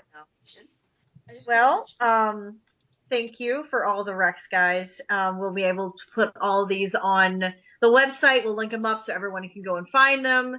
Make sure to check out all the art, all the fics, all the videos that we recommended for this week and previous episodes. They're all on the website, ouacspodcast.wordpress.com. Please go and give us a visit. Next week, we will be doing another throwback, and I can announce that it's going to be New York City Serenade. Yay! We sound so enthusiastic. I know. Yeah. It's one of those episodes where we had a long wait, and it was like, finally, it's back. I've got some angst out of that. Okay. Yeah.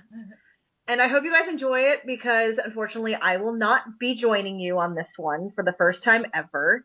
I will be visiting family in Minnesota, so I will not be there. But I know you guys are going to kill it.